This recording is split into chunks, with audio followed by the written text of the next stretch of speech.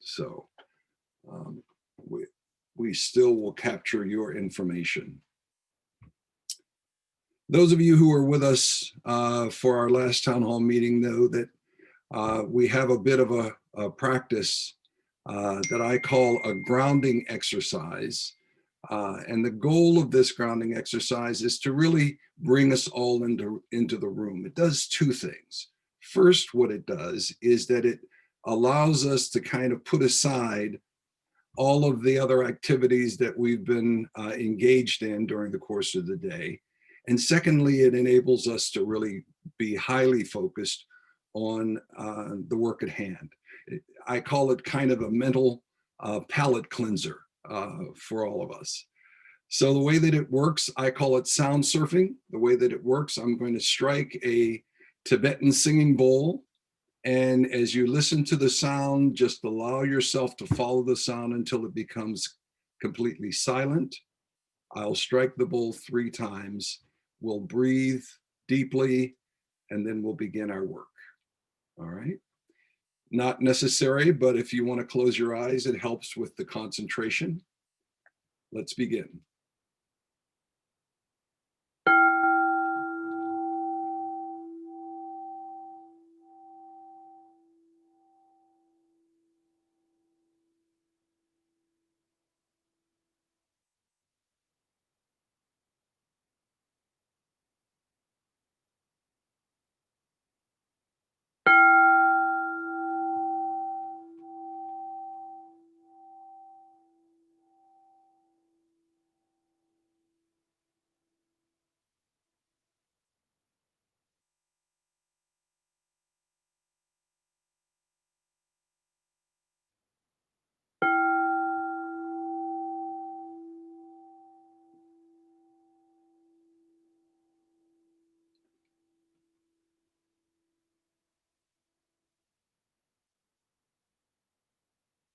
So now let's take a deep breath, and we'll inhale through the nose and out through the mouth.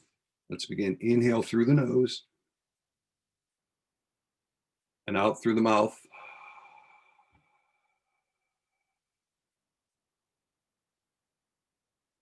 Thank you. Thank you. So not many ground rules tonight, but there is one ground rule that we want to encourage all of you to be a part of tonight.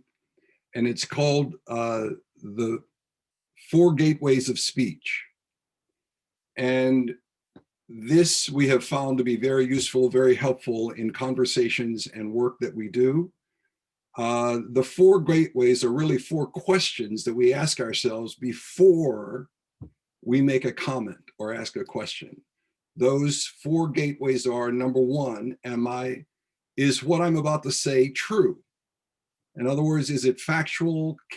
Is there evidence to what we're saying? Or is it our opinion? It's fine if it's an opinion. It's just, let's make sure that we state it as such. If it's an opinion, it's an opinion. If it's being presented as a fact, please have the evidence to bear out what it is we're saying. Second, is it kind? And what we mean by that is what I'm about to say respectful? And is it about the issues that we are talking about? We never, ever want to be about blaming or shaming individuals. That's not what we do. We're looking about making issues better. So, is it kind? Third, is it timely and clear? In other words, is what I'm about to say said at the right time and in a way that people can digest the information that I'm offering to them? And finally, the question is it beneficial? Which means what I'm about to say, how is it helping the issue at hand, either by offering an insight or raising an important question that needs to be looked at, which will then will sharpen our focus on that issue. So we invite and encourage you to take a look at those four issues. So tonight we will be looking at four broad areas of work that the task force has been working on. Those four broad areas are alternative to direct police response, use of force and accountability, recruitment, training, and morale, and community policing. So those will be our four issues, broad issues of discussion. And again, we'll do 3 presenters and then 15 to 20 minutes of conversation, questions, comments, and we'll proceed that way through the evening. So under alternatives to direct response, our 3 presenters will be, of the task force, will be Raquel Derrick, David Mcnamara, and Beetle Bailey. And we begin with Raquel.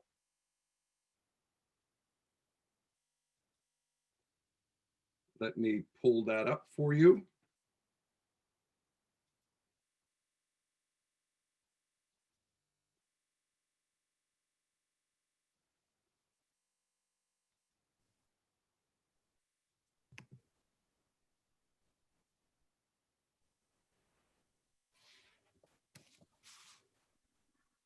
Okay. Thank you, Lester. So the topic that I'm focusing on is creating a rehabilitative criminal justice system. And the problem is defined as there are currently components of a criminal justice system forged in the tough on crime era with antiquated punitive components that create a revolving door for individuals once they become involved in the system. The issue disproportionately affects adults with serious mental illness or SMI and or co-occurring substance use disorders who are overrepresented in jails and prisons as a result of deinstitutionalization and a lack of appropriate alternative responses to justice interventions. So the solution I'm proposing is to establish and implement a multi-system approach to incorporate diversion into all intercept points of the criminal justice system. This approach relies on interagency collaboration to develop, implement, and utilize diversion initiatives for adults with SMI. So there's a multi-step approach that I think will help to accomplish this lofty objective for Kingston. The first is to conduct a sequential intercept model mapping exercise with key mental health and criminal justice stakeholders who service Kingston. So if we scroll down, we can see the sequential intercept model, which is a model that was developed to lay out the criminal justice system by intercepts. Intercept 0 and 1 really focus on community-based initiatives for diverting individuals with serious mental illness, which could include veterans and individuals with developmental disabilities, all sorts of individuals that are touched by the justice system where that's maybe not the most appropriate response for them. And the model continues through the entire process into detention in court, jails and courts, reentry, community corrections or community supervision, looking at reentry. I'm proposing that we focus a lot on intercepts 0 and 1, which are the community services and the law enforcement initiatives that will really prevent these individuals that maybe are not best served by the criminal justice system from further penetrating to the point where they're going before a judge or being placed on probation. So in 2016, Ulster County did participate in a sequential intercept model mapping exercise. I'm proposing that this process be revisited because a lot has changed since 2016. And in reviewing the report that was generated from that particular exercise, there are still a lot of identified needs and gaps that still exist for our community. As part of this process, the SIM team should work to identify and implement resources that intercepts 0 and 1 to prevent further penetration of the criminal justice system, and also work to develop and implement a multi-year strategic plan for diverting adults with SMI through the use of a SIM task force that's created through this initiative. So if this initiative is done successfully, some of the markers of a successful process will include completion of a SIM mapping, which will generate a report with recommendations, a SIM task force development, so a specific group that is interagency and represents all points of intercept for the justice system. And a multi-year strategic plan will be developed with a number of priority areas identified and implemented over the course of a 3 to 5 year period. So within 1 year, if implemented well, some of the short-term benefits we'll see of this process include increased collaboration between law enforcement and mental health practitioners, the beginning of the establishment of a more robust community service system for SMI populations. So creating the resources so that we don't have to rely exclusively on ERs and jails like we have come to do for this population. And beginning the development of a data infrastructure that promotes a coordinated interdisciplinary response to SMI populations in the community. So communication and communication between resources and identification of these individuals is critical to the success of such a model. So what we would see in 5 years if this model, if this process were successfully implemented, are decreased law enforcement encounters or arrests of adults with SMI, decreased incidents of injury to officers from adults with SMI and vice versa, decreased incidents of incarceration of adults with SMI, decreased technical violations for adults with SMI on probation, increased establishment of community-based resources for adults with SMI, and increased connection of adults with SMI to appropriate community-based resources. So my colleagues within this work group are going to go on to talk about some of the specific types of initiatives that would fall within Intercept 0 and 1 that Kingston might consider exploring and implementing to facilitate this diversion process. Gail, thank you. Thank you very much. And now we'll move to David Mcnamara. David?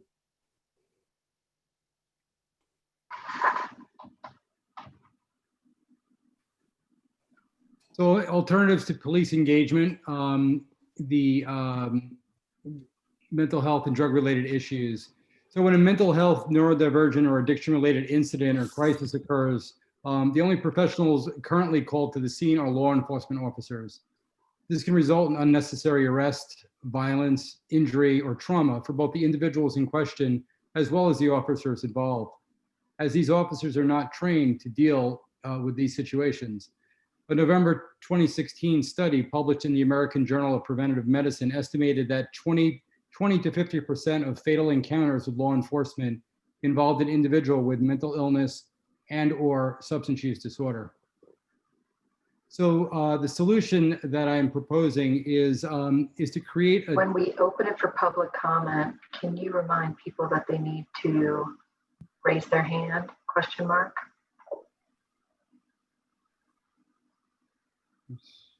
Okay. Please go ahead. Please go ahead, David. So the solution that I am proposing is that we create a team that includes a mental health professional, a licensed clinical social worker, or a licensed mental health counselor, a certified recovery peer advocate, CERPA, and possibly a neurodivergent and/or mental health peer to respond to these incidents. We would also hire the team from Cahoots, Crisis Assistance Helping Out in the Streets. This is an organization in Eugene, Oregon, that has been doing this for 31 years very successfully. And I'll get to that when I get down to the success metrics. So we would have them come in as a team of advisors to help us set up our program and help us in creating our team. And third, I would provide additional training to this team together with law enforcement agencies to create a cohesive unit. So our success metrics would include measuring the amount of calls to the mental health police diversion team that did not require police intervention. In 2017, the Cahoots team in Eugene, Oregon answered 17% of Eugene, Oregon's police department's overall call volume. And third, I would collect data on how many individuals were referred to treatment versus incarceration, both residential and outpatient. And then basically there's a graph. This is based on Eugene, Oregon's Cahoots team, where they save an average of $8.5 million a year, basically, with calls that did not have to be handled by police, ambulance, and or other agencies. So basically, Cahoots saved the Eugene Police Department an average of $8.5 million each year from 2014 to 2017. What an implementation looks like after 1 year. Together with the guidance and instruction we have received from the Cahoots advisory team, we would create 3 to 5 mental health diversion teams in the first year. This would be a proposed 30% decrease in the amount of calls that law enforcement would have to be called for. And secondly, hold a minimum of 6 trainings a year together with law enforcement officials and the mental health police diversion team. And third, create a collaborative hub for mental health addiction aftercare programming together with the Somalia Recovery Community Outreach Center, open 24/7 as of March 2021. What implementation looks like in 5 years. Create 7 to 10 teams together with a mental health aftercare center, open 24/7. Continue to hold collaborative trainings with mental health police diversion teams and law enforcement officials. Create a fleet of 7 vehicles for this team to transport individuals in need of mental health, addiction treatment, transitional housing, and or other aftercare services. And I think that's it. David, thank you. Thank you very much. Thank you. And now Beetle Bailey.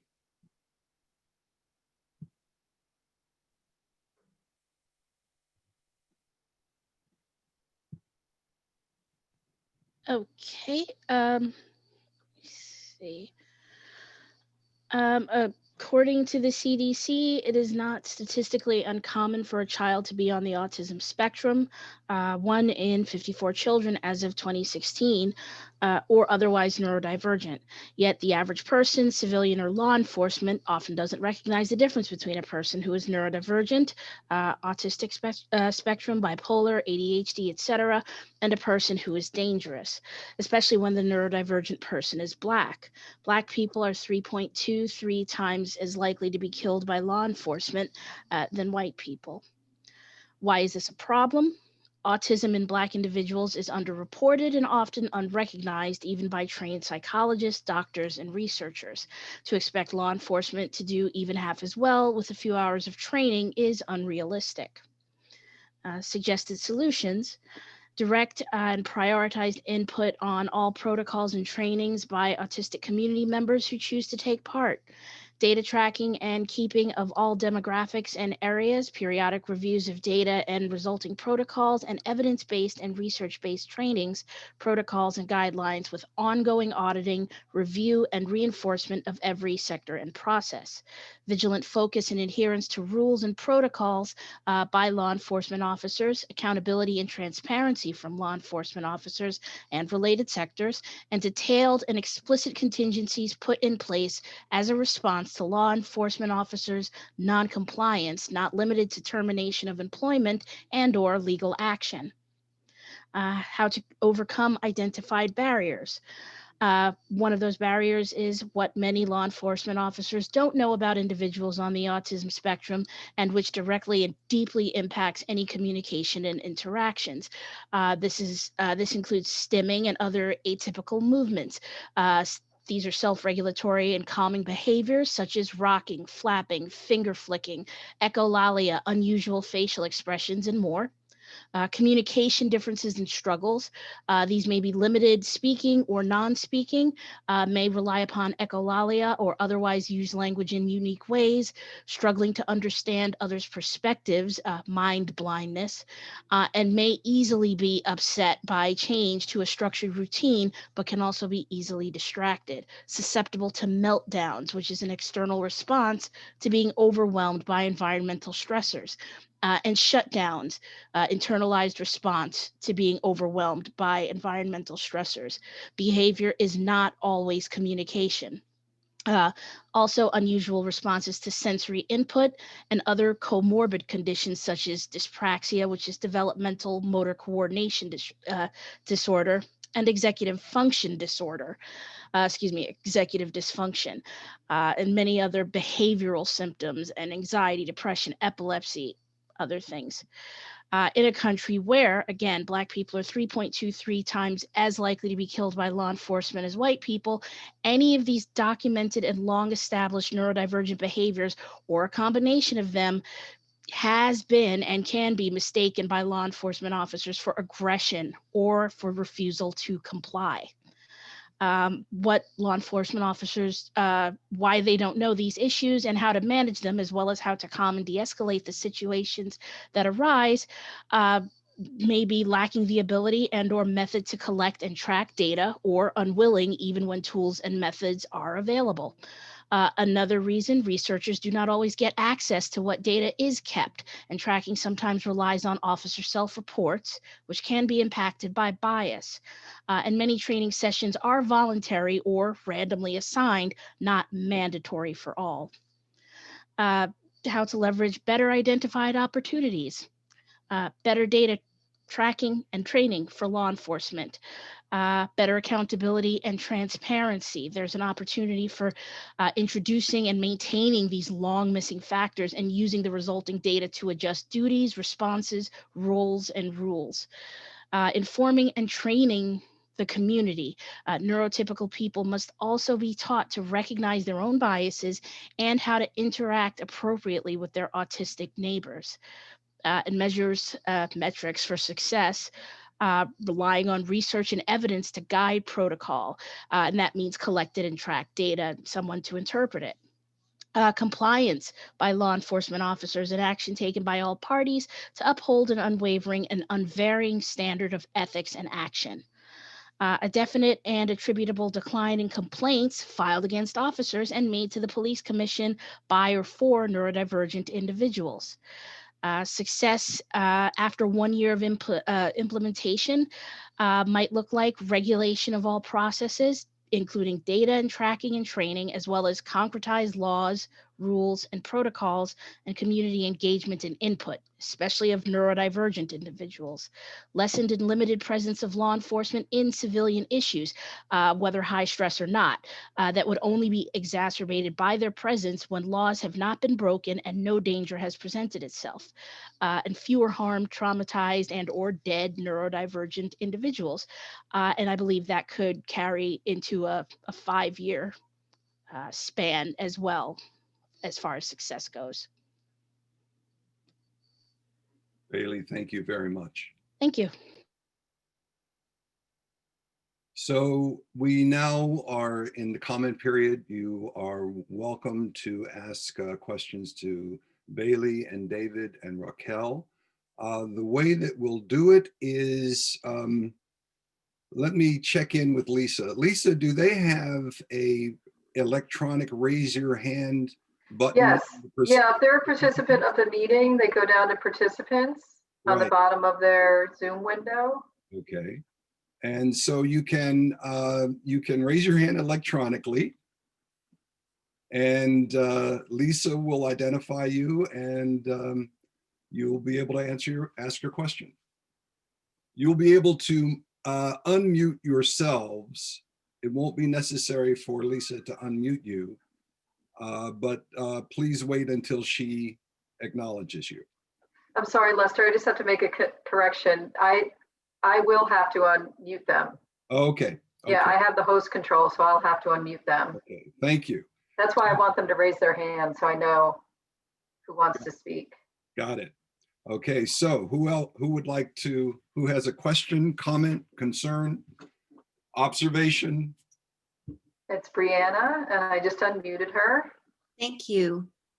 All of these proposals sound really smart, and they sound like they could really have a good impact. Are these things that there's already funds for, or are these things that the community would have to be educated about so that it would be, I don't know, is it bonds that would be approved, or where is the idea for the money?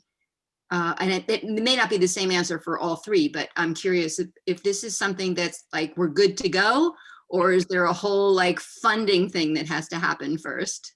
Well, I think you raise a good question, Brianna. Let me see if I can at least set it up, and then David, Raquel, and Beetle can kind of give you the specifics. In terms of funding, the protocol is this. The task force presents to the Common Council. The Common Council will determine which of these items they feel are viable and want to go forward, so that they then will vote on that.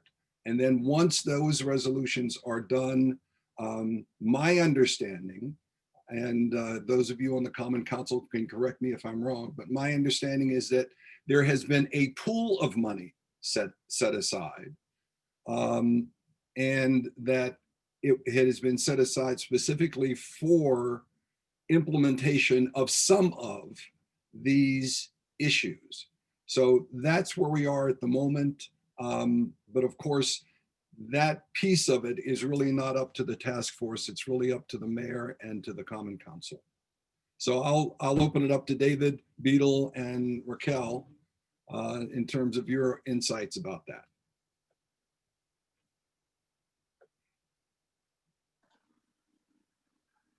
If you could raise your hand if you want to speak, then I can unmute you. Raquel has raised her hand. Okay, not seeing it here, but I'll find it.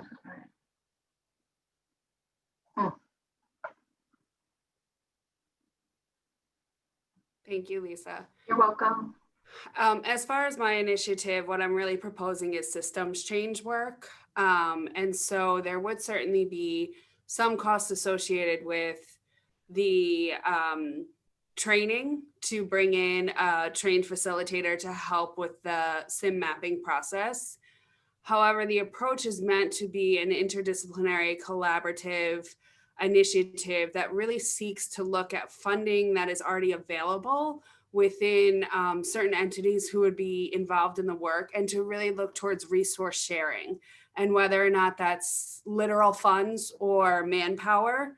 For example, co-locating somebody from a mental health agency within a police department where that individual's, mental health salary is already paid by the mental health agency. However, they're now co-located in the police department and providing those specialized services, as well as the task force that's developed from the SIM should be always looking for grant funding opportunities to bring additional funds to this initiative. There are national resource centers such as the Substance Abuse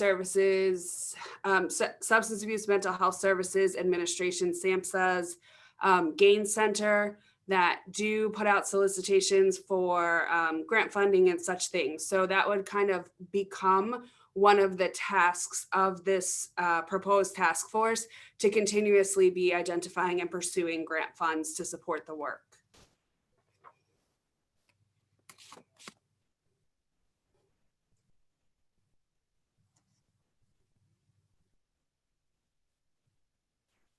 Can't hear you, Lester. I understand that you've actually been doing some work on funding as well, and also collaboration, yeah? Are you talking to me, Lester? Yes, I am. Right. Yes. So this proposal has existed in one form or another for a couple of years. And we've been doing some collaboration with the Sheriff's Department, the Sheriff's Oracle team in particular. There's some grant funding that we're in the process of going after right now. A couple of things look promising. But to take it to the level that I presented in this evening in this proposal, we definitely would need some additional funding. Yeah. Thank you. Angelica. Hi. Yeah. Hi. Two things come to mind. One is for Raquel. The other one is for David. Just quickly, Raquel, in your model, it's really interesting. And I can't help to think about the prisoners, because that's the other part of the equation of re-envisioning safety, you know? Is that something that you have thought about? Because if that's if we're all connected and if that's the end point, then how to remedy that?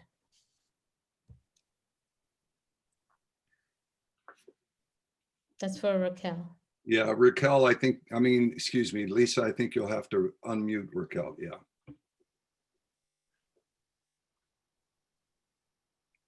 Let's see. Thank you.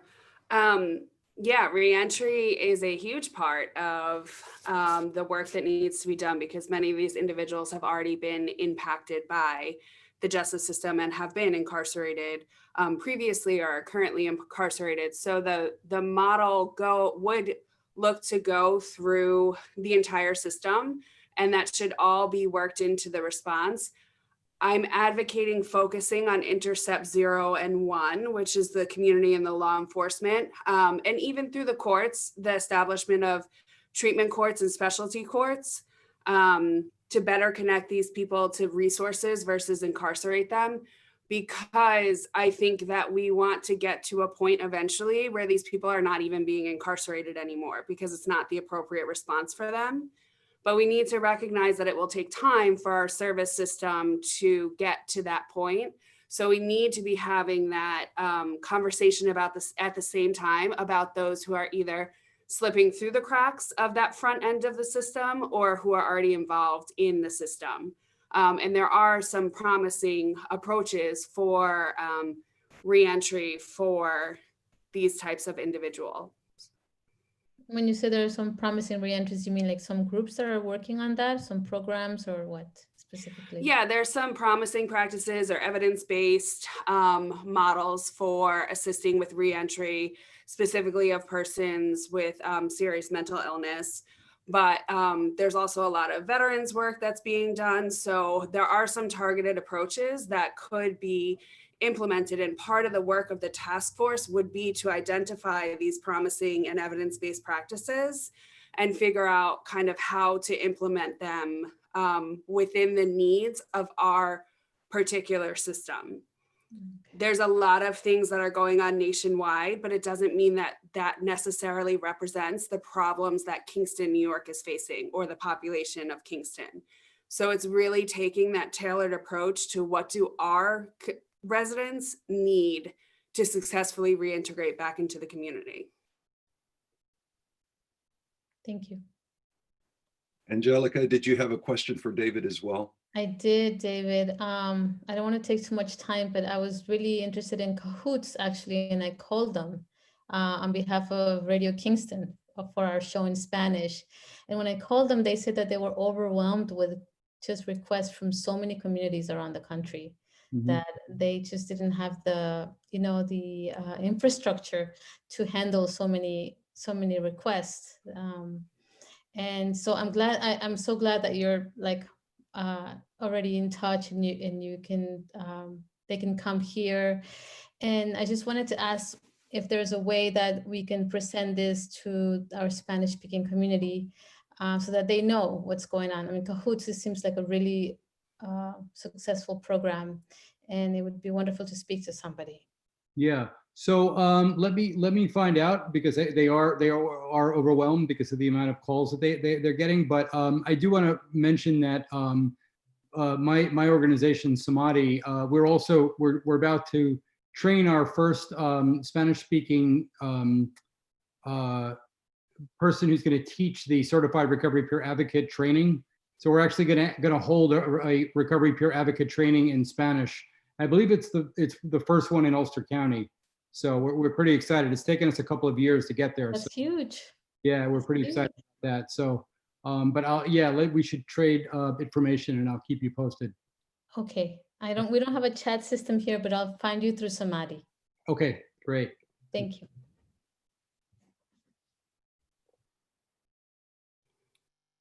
So we have time for two more. William and Cecilia. William, you can go first, and then Cecilia. Hi, William Kimball from the Daily Freeman. Are you planning on releasing the statistics or specific incidents to go with each of these recommendations, things that make it Kingston-centric?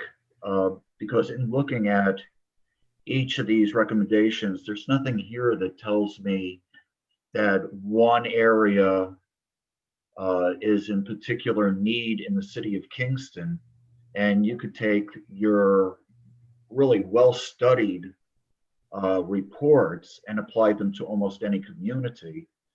But Kingston has its own specific needs. And most reports like this are accompanied by statistics or listings of specific incidents. So I'm wondering if you're planning on releasing that anytime soon. Thank you. Yeah, I mean, I can answer that. I mean, there are a number of statistics that I need to collect from both the HEAL grant study that's been done in Ulster County, and also the high risk mitigation team that we've formed recently in Kingston. That's an excellent point, and I will work on collecting some of that data that's specific to Kingston. How come it was not included with these reports? It wasn't available to me yet at this time. Some of it's still being collected, so it wasn't really available to me when I was putting these reports together. Raquel, any thoughts on Orbital in terms of where we can find research relative to Ulster County or Kingston specific? Well, the process that I've detailed, the sequential intercept model mapping, would be a Kingston-specific initiative that would generate its own information and data. So it would be bringing together the key stakeholders that are dealing with this to identify the needs and gaps. So what are they saying is lacking in our service system? And how do we respond to that? So it's not, again, mine is a system change approach.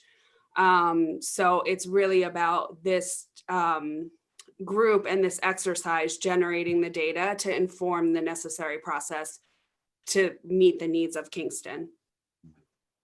I guess my question really comes out of seeing so many people here who are at many of the rallies that have been conducted and have been there when specific incidences have occurred. Yet none of those specific incidences or occurrences are here. And without pointing people out specifically, the reports, when put to a face or a name, would seem really important. David, it's exactly why we're doing this work tonight. I think your points are well taken, and this town hall tonight is a work in progress. We should have said that at the very outset, is that this is where we are in the work, and your feedback actually tonight is informing that work. So we thank you for that. Thank you. Appreciate it. Yeah. Cecilia.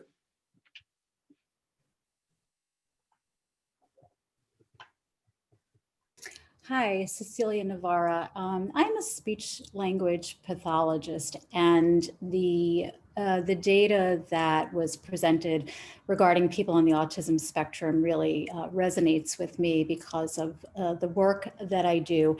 And first, I wanted to make a comment and then ask a question. And my comment is that not only people with autism experience difficulties with law enforcement, but people with language disorders and learning disabilities are also quite overrepresented in the prison system.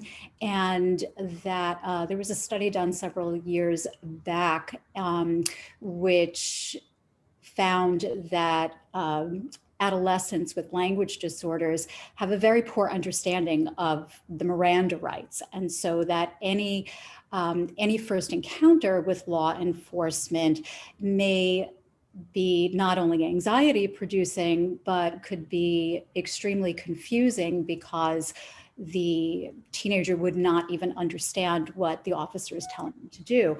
And so my question then is whether any of these initiatives are looking to go down into the schools to identify students who are at risk or at high risk for encounters with law enforcement, and then how do we think about collecting that data and instituting some kind of preventative measures for them. These students will all, many of them will have IEPs, and students with autism will be in, special programs, et cetera. But once these students leave high school and they are more likely to drop out than, than children who complete high school, I feel that they are at high risk for these encounters, especially the Black youth. And so then how are we looking to have these initiatives move down, so we're not only talking about adults, but how are we trying to prevent the students who are at high risk from becoming the adults who will then have encounters with law enforcement, perhaps unnecessarily? That's very helpful. Thank you, Cecilia. Bailey, would you, do you have a response to that? I basically just made this presentation about adults. I don't really know how stuff with kids works. Amy, I don't know if you know how any of the, I guess, minor issue stuff works. I really don't know. Well, I think that's very helpful, Bailey, and that's fine. I think that what Celia has brought up is a critically important issue and a very valuable issue, and which means that we just have more homework to do. I think it's great. I think it's great. Celia, thank you. Cecilia, thank you so much. Bailey, thank you. David and Raquel, thank you so much.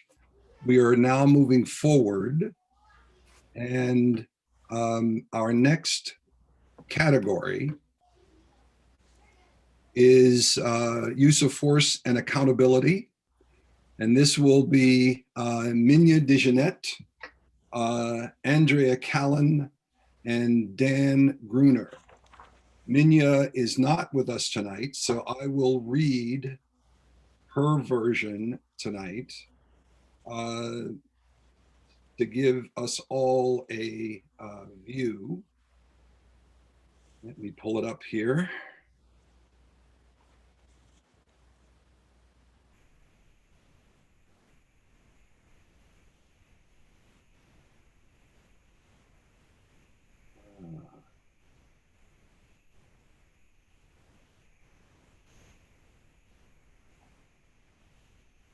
Okay.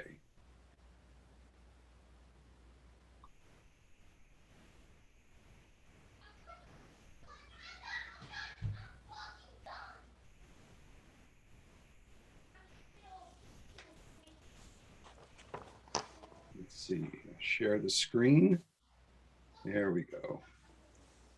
Okay. So this is Minya DeJeanette's presentation that I'm reading on her behalf. And it's called Re-envisioning the Police Commission. And the problem is transparent and accessible data is not currently available on any local portal.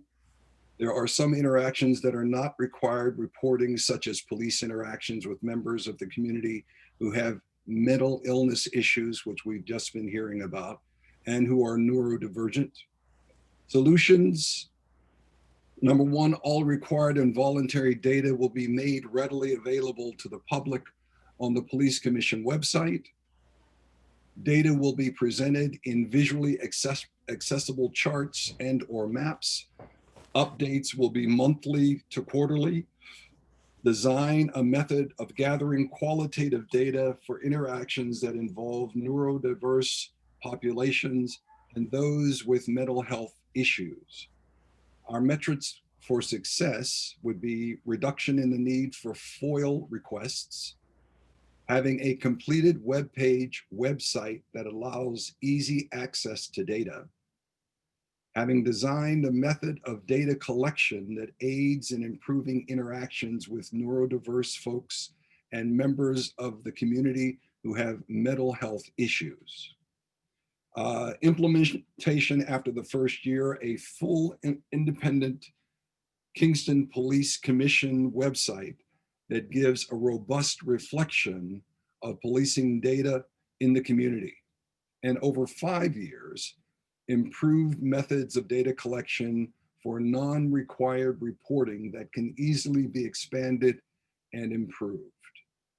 So that is the presentation from Minya DeJeanette. And now we'll move on to Andrea Callan. Good evening, everybody. Okay, so I initially had been looking at use of force policies and had originally looked at this grouping of 8 use of force tactics that are kind of known as 8 can't wait in terms of banning or otherwise restricting these types of uses of force. So when I did that policy review of the Kingston Police Department policies, I found that all of the model policies and procedures that are being put forth nationally by several groups and led by communities of color are endorsing these types of policies. And so far what we found is that the city of Kingston either already had in place these model policies or have been working on exactly those policies over the course of the last, I believe, year or even more, as they're revising the entire policy book. So what that led me to was it's really not an issue of whether or not we have the right policies in place, it's accountability to those policies. So the problem is the lack of meaningful accountability for police officers who commit misconduct or serious violations of police policy, and this erodes the public trust in the police.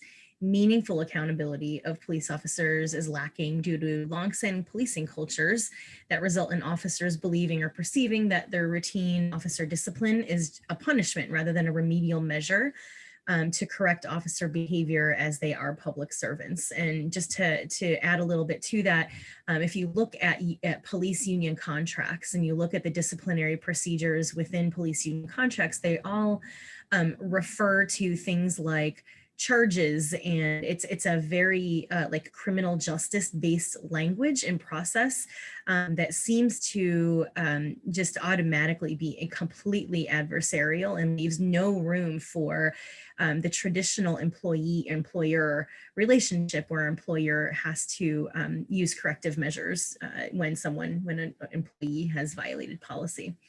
So there are actually two it was condensed.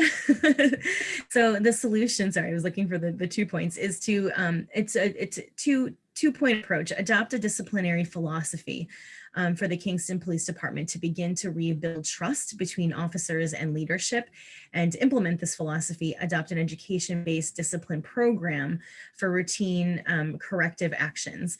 And so because of the brevity, that we were asked to give in this, there's not much to explain here, other than the idea of a disciplinary philosophy is really one that is really relying on fairness and consistency and making sure that both officers and leadership are committed to these ideals and that those ideals are defined in a disciplinary policy. So what this does is it's actually in a directive that goes into the KPD's whole, book of directives that each law enforcement officer is required to follow and abide by. And again, this is not anything that's enforceable like in the union contract. Of course, disciplinary actions are carried out according to the union contract we have with the PBA, the city has with the PBA. But this type of philosophy can underpin that type of the disciplinary process in the union contract, so that it's understood that routine corrective actions between employers and employees must be taken when an employee acts outside of the bounds of policy. No different from any of the other employment situations anybody else, any other layperson finds themselves in. An education discipline program allows for, routine, as it says, routine corrective actions here. So anything that we might look at right now that Chief Tinty can implement as the police chief is only a doc of certain vacation days or PTO days. And so the idea is that for certain types of I wouldn't want to say lower level violations that comes to my mind, because again, this is very much immersed in a criminal justice system language for an employee-employer relationship, but for simple violations of policy that are not resulting in harm to another human being, a loss of constitutional rights, etc. The education-based discipline program would provide an opportunity for, as a disciplinary measure, officers to go through additional training and through a program that helps with corrective behavioral actions instead of again, just meting out punishment. This is really what we're finding is causing so much of the difficulty and the complexity in our city's renegotiation of our union contract with the Police Benevolent Union, the PBA, the association, the PBA. So it's really about trust. This whole the whole thing of getting a successful union contract, which allows for disciplinary processes to actually hold officers accountable, pins on the trust that we have between our officers and the leadership. So that's what these mechanisms are intended to do, is essentially build trust to get a better union contract that's more favorable for the community. So this is a little tough to put some success metrics to, but I thought a really definable thing would be the reduced number of appeals and the progression of the police disciplinary procedures that's currently set forth in the PBA contract. And so those are appeals through a, an internal process before it goes even to arbitration. But then of course, most disciplinary actions then are arbitrated because the likelihood of those decisions being overturned by the arbitrator are high, and those are binding. So after implementation, again, it's really about trust and how we can measure trust, which is a really difficult thing to measure. But I just sort of put out here that maybe that trust could be evident in increased and improved morale of officers and leadership due to this mutual investment in this understanding of what fairness and consistency is and means in disciplinary actions. And then of course, less resistance by officers to these again, ordinary routine corrective measures, not things that are, some of the more egregious things that we've heard about in our community, but things that are just the day-to-day, carrying out of a police officer's duties, where things could go sort of sideways in any routine policy. In 5 years, the hope is that that trust is built. And through that demonstrative action, through these types of philosophy and an education-based discipline policy, so that that demonstrative action is shown the integrity and the fairness and the consistency in all those processes. I would hope that whenever we renegotiate the contract right now, who knows how long the next contract will be. The previous contract was a 4-year contract. But ended in 2016. So we've been in this holding period negotiating now for 4 years. So I hope that this would help for a less contentious and less lengthy collective bargaining process. because of that trust. And again, finally, the ultimate goal is more effective oversight negotiated for police leadership. And this is including the ability to terminate officers for misconduct and other serious or repeated violations of departmental policy. And what I didn't include in here is, let me be very clear that this is something that is included in our city's union contract. We as citizens don't have the power or the ability to be parties to that union contract. It's a contract between the city and the PBA. So the best thing that we can do, I think, is offer supports to build morale and trust within the police department, so that the police department is working as a collaborative union and not in these factions, so that there is trust when things do go seriously wrong, and we do have some serious violations of constitutional rights, internal policy, or just straight up misconduct, that we do have the mechanisms within the union contract to address those things meaningfully. Andrea, thank you. Thank you so much. And now, police accountability and Dan Gruner. Dan? Thank you, Lester. The problem and communication perception gap between the Kingston Police and certain communities of color, the difference between the perception regarding the number of complaints filed versus the actual number of complaints. There's been 2 as of December 15th for 2020. Lack of understanding by the community as to the role of the police commission, the lack of education the community has received, the various steps already taken to ensure police accountability. The solution: educate the community on the function and duties of the police commission as it pertains to police accountability. Create a quarterly police commission report that will be shared with the community at large, with the number of complaints as well as the status of each complaint. Information on the complaint process as well as the complaint form can be found at kingston-ny.gov.policecommission. That has recently been added. It also speaks to the responsibilities, the functions and duties of the police commission, which includes hiring of police officers, recommending disciplinary action, recommending dismissal, approval of promotion and raises, all in service training. Each of the roles of the police commission is now listed on that website as well. In my research, I also learned that a civilian-led police commission like we have in Kingston is the only one in our region. Success metrics. Quarterly police complaint report will give a completely transparent and is to include both positive and negative data. Checks and balances will be put in place to ensure reporting continues to build data that can be compared against other communities. Survey the community at least twice a year regarding their perception of the police department.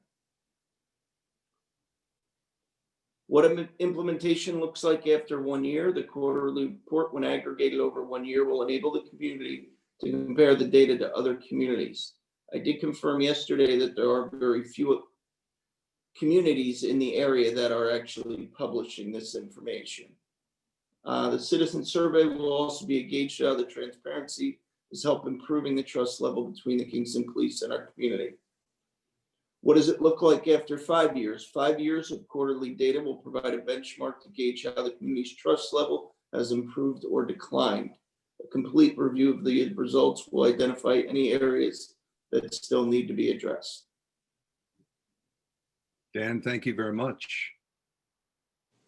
And now we are opening it up, and a reminder, please, to electronically raise your hand, and that electronic device is in your participants box. Either Lisa or I will be on the lookout for your raised electronic hand. If you have any questions for, Minya's not here, but for Andrea or Dan, or if you have comments about the commission work that Minya has done, please offer that. And again, we'd very much like to record it. So Pat Pelicano, I unmuted you. Yep, I'm here. Hi there. Thanks everybody for all the work you're doing. I just wanted to speak to both what Minya and Dan are researching and looking into. I think it's great the more transparency we have on police work and their actions, the better even the community has an understanding of what's going on. My question is pertaining to the repeal of 50A, which I think was an article in like regarding policing where it once shielded data, police officers' data regarding their behavior to, sort of preventing it from being shown to the public. And I'm wondering if maybe this is to you, Dan, but maybe the fact that a lot of communities haven't been reporting on their, the statistics in their police departments is because of that, because 50A was still a thing, so that maybe, with its repeal, we'll have better access to that data. But yeah, I think having a portal that is easily accessible and, able to be accessed will be helpful going forward. Thank you. Yeah, if you're referring to New York State Civil Rights Law 50A, which provides protection for personnel records, that is a state issue. You're correct in parts of the law have been repealed. It is at the state level and has not been signed into law. So that's kind of in a waiting mode in terms, but unfortunately that's not anything locally that because it's a state law, it has to be addressed at the state level. I just want to mention it has been signed into law in New York State. So that is 50A is operating, the repeal of 50A. So maybe, I guess my question is mostly like, why, I'm just curious why other communities don't release their statistics on policing and why, I guess it's not a question, but well, I would hope, please.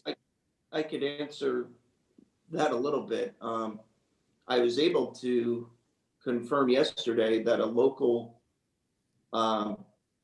police force, they do not, it remains all, as the person said, it goes upstairs. So I think in that regard, we're very far ahead of some other very local communities that are comparable to Kingston. Gotcha. Thanks. Sure.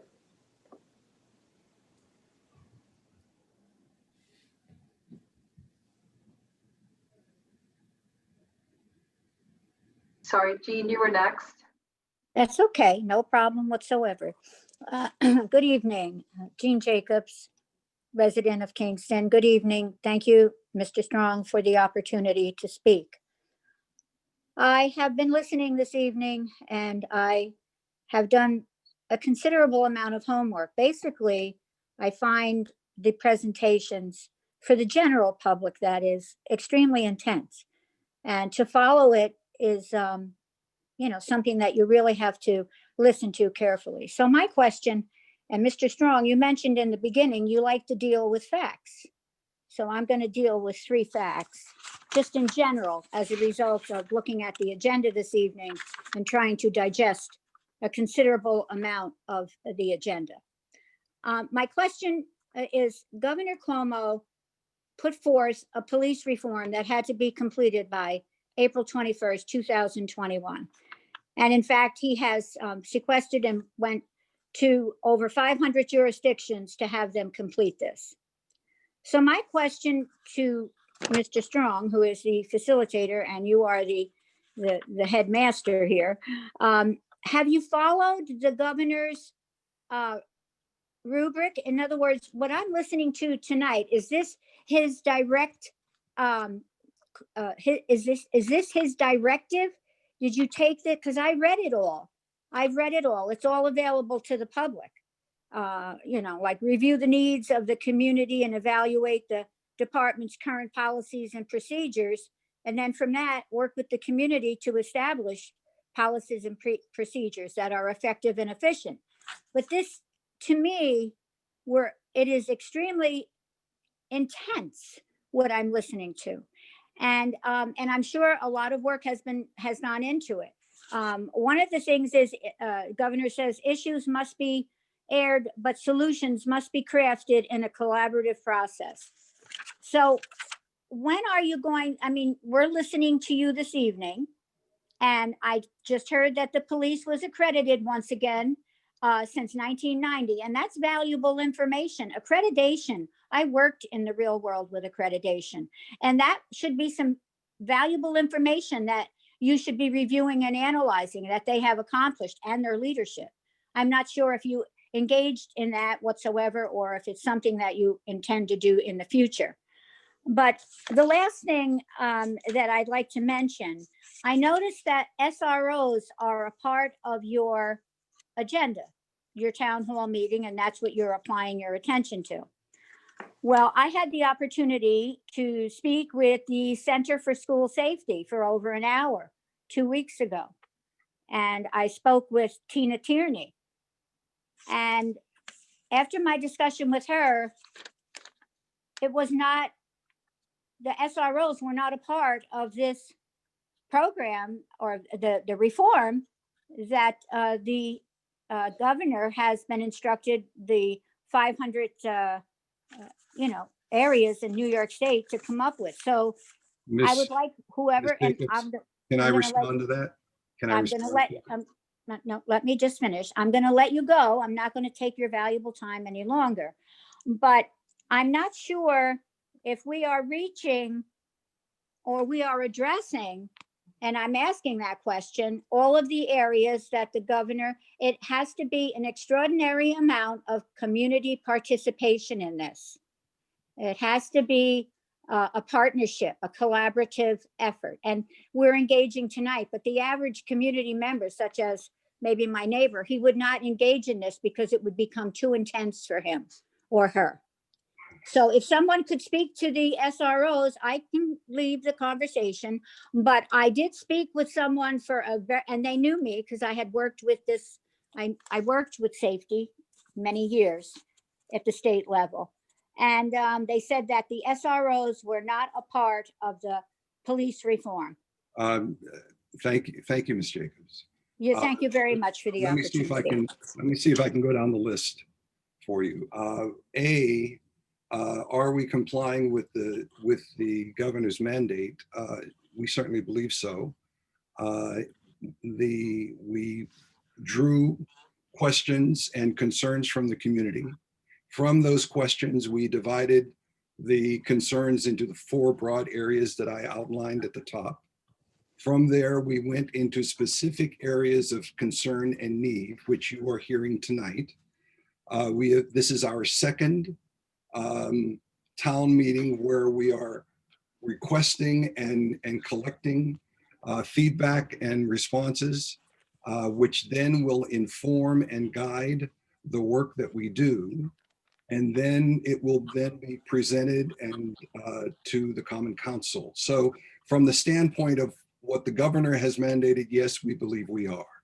In terms of the SRO, which is a big concern for you, because the SROs fall within the purview of the Kingston Police Department in the sense of providing police officers to the schools, it was the judgment of this task force that it does fall within the purview of the work that we are doing. Whether the Common Council will agree with what we are doing or not, they will then make that decision based on their vote. But in terms of the consensus of this body, which is made up of citizens of Kingston, it was felt to be appropriate. Well, I'm only presenting the facts because that's what you asked for. And I appreciate it. And I appreciate it. That is definitely a fact. Yeah. And Well, I can give you her number if anyone cares to call. I'm good. Thank you. Okay. Thank you you so very much. Ms. McNamara, we are running out of time, but please, we want to give you an opportunity to offer your question or comment.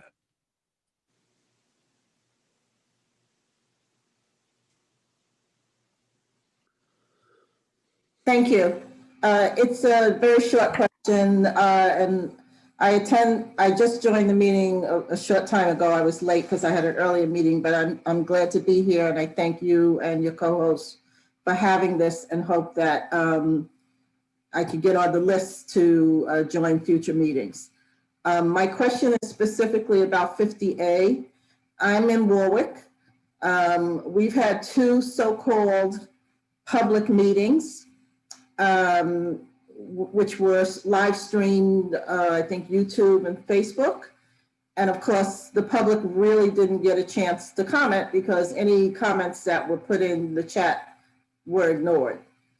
But 50A came up and the supervisor said that there was a lawsuit about, I guess, the legislation.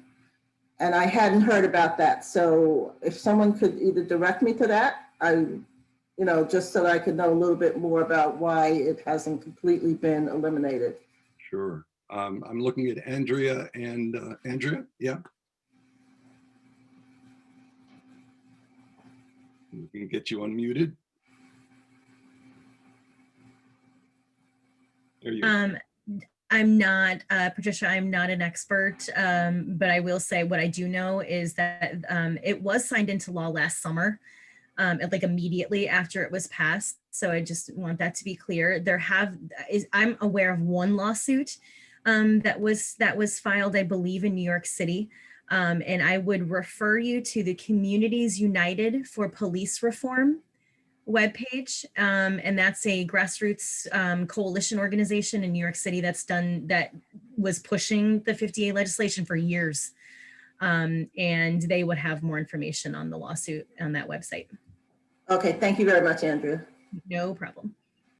Sam, I'm sorry, we're really running out of time. Let me give you my email address. It is Lester, Lester, at Peaceful Guardians Project. Again, Lester at peacefulguardiansproject.org. So we want to capture your comments and questions. So please do send me an email. And again, I apologize, but otherwise we will not get through the night. So thank you. Thank you for your indulgence. So now we will go on to recruitment, training, and morale. And that will be a presentation developed by Sheriff Tinty, by Manuel D. Blas Sanchez, and Tony Davis. They will be our presenters for the next round. So let me pull it up for you here.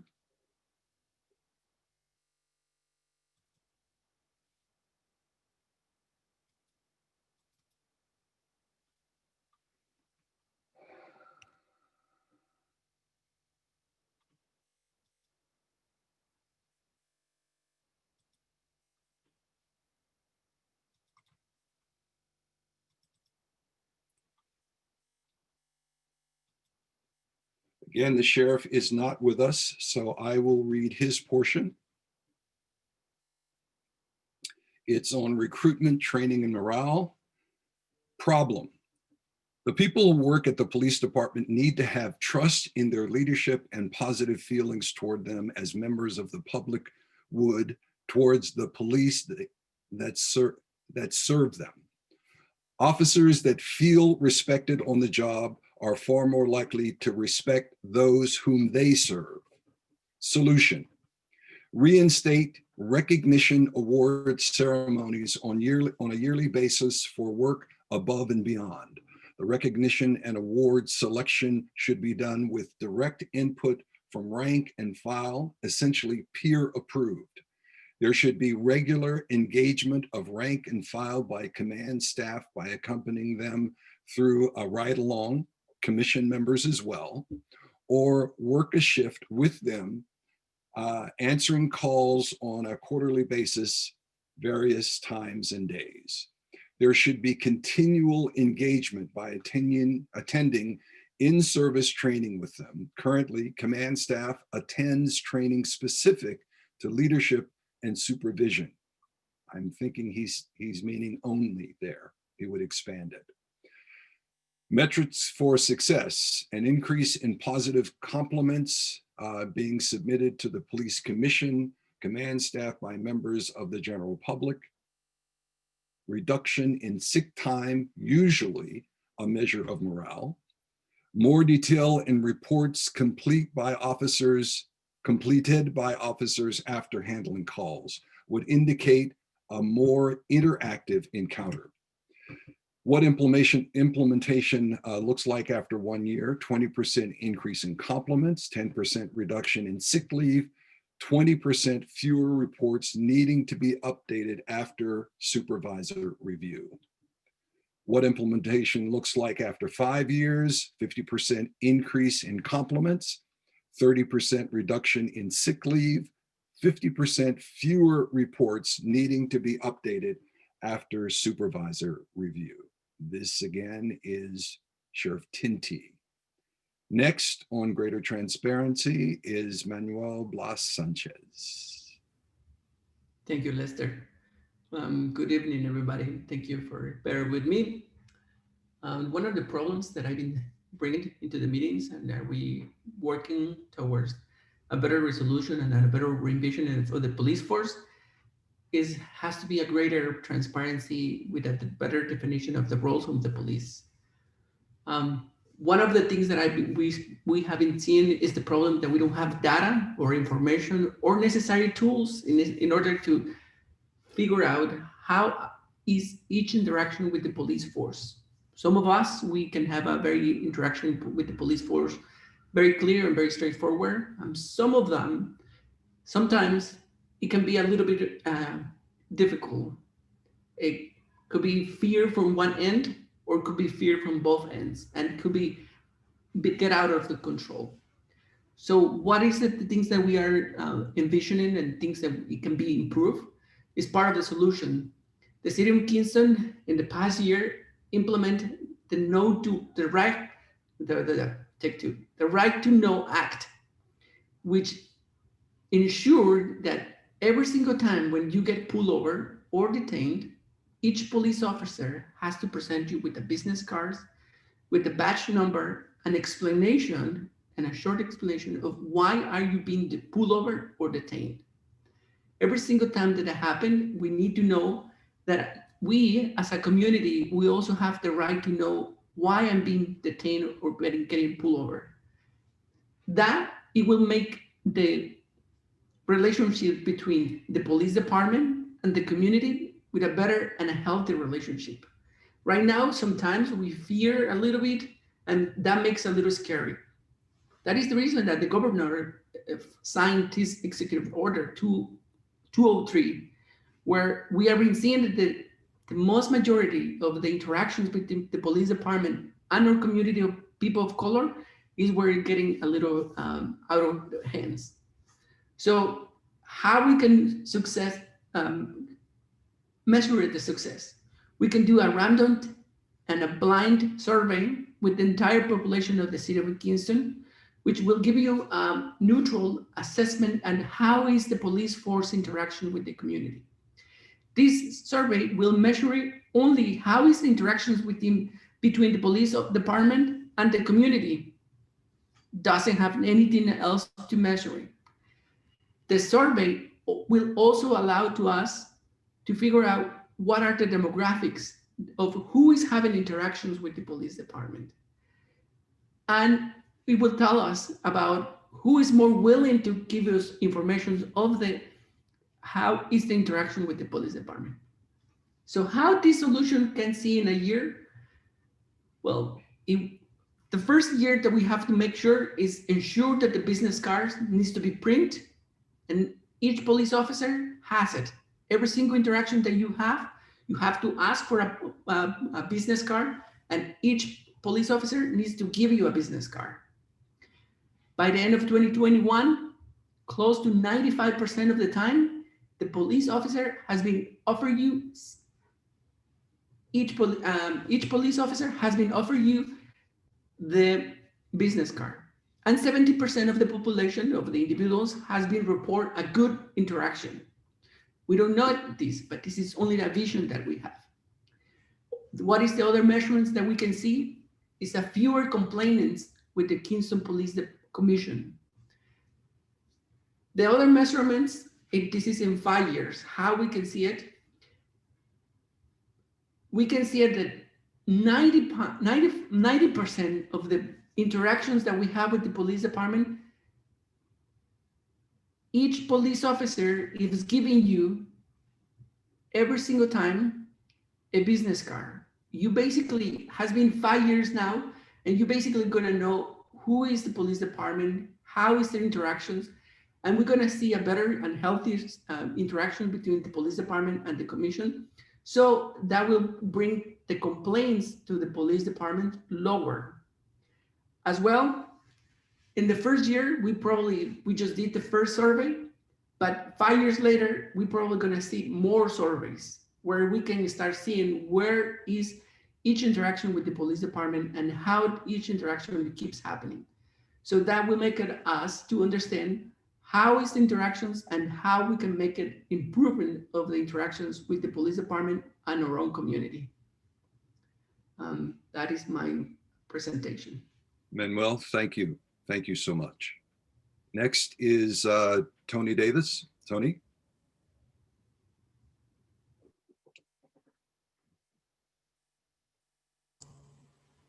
Can you hear me? Yes. Uh-huh. All right. Again, I apologize that I didn't get this in fast enough. So hopefully you guys got the latest version that I sent in a couple of days ago. But the topic I had was how bias affects police work and the mistrust many communities of color feel toward the police. And the problem, and I really threw all this, I've read it before, but I'll read it again. All we need to do is revisit the dial test administered by Dr. Kenneth and Mamie Clark in the 1940s and 50s, and then repeated in 2015.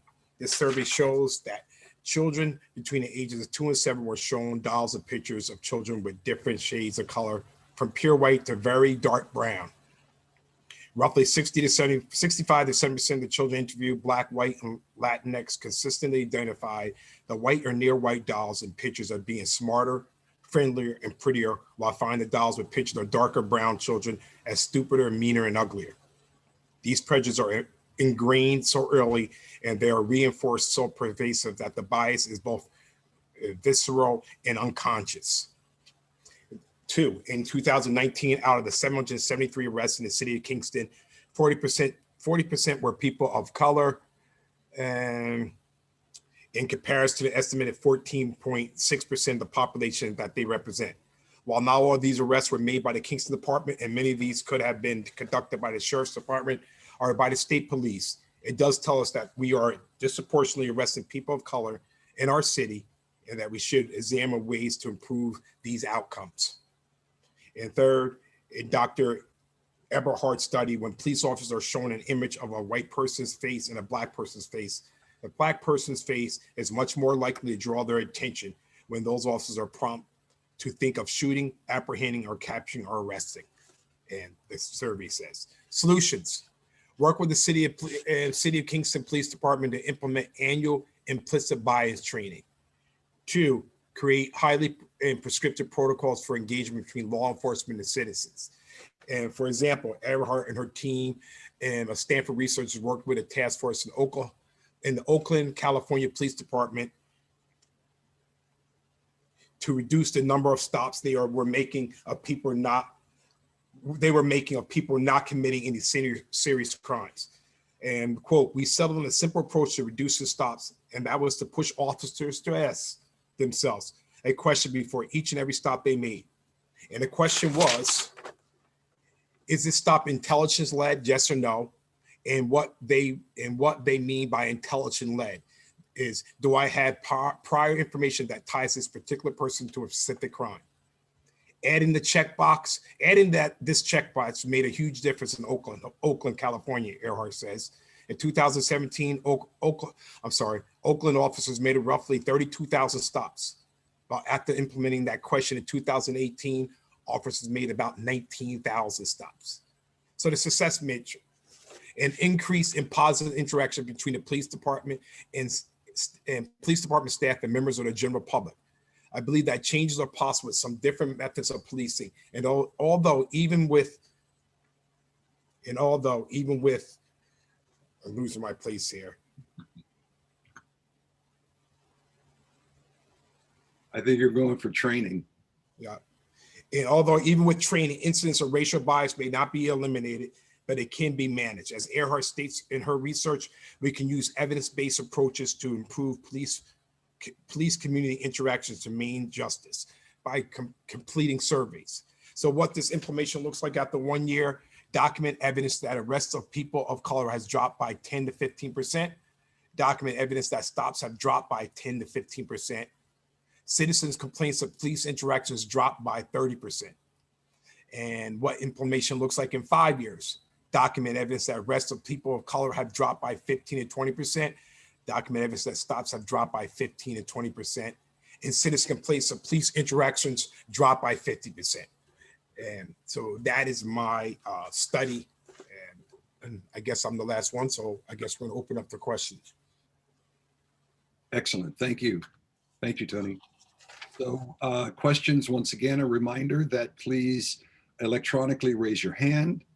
Either Lisa or I will identify you, and Lisa will have to unmute you. Yeah, I just unmuted Sam Goldberg. Sam, great. Glad we got you in, Sam.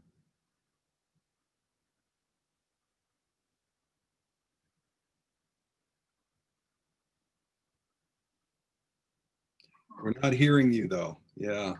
He's unmuted here. Yeah, I know. You might have to connect to his audio. Yeah. Sam, we'll come back to you. Just Let's go to Chaya. Lisa will unmute you. Yep. She should be unmuted.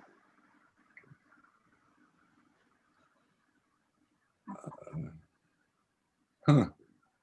You're still muted. Hold on.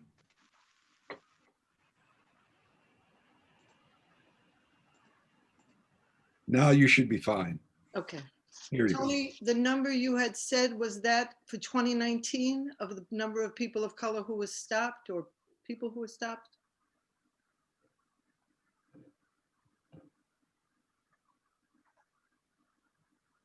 I'm sorry, what was your question?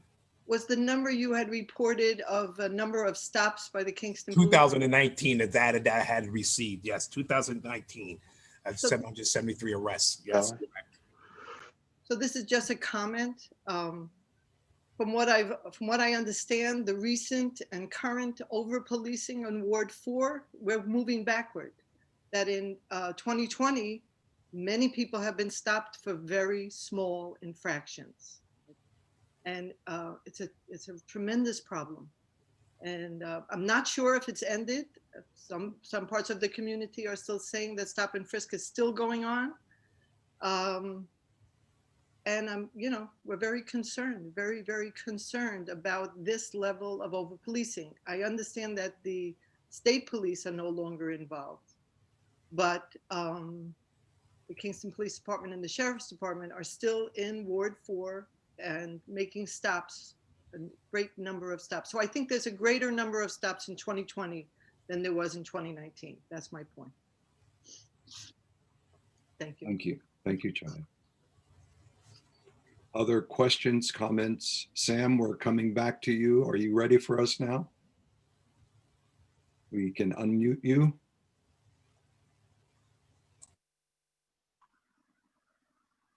how's that?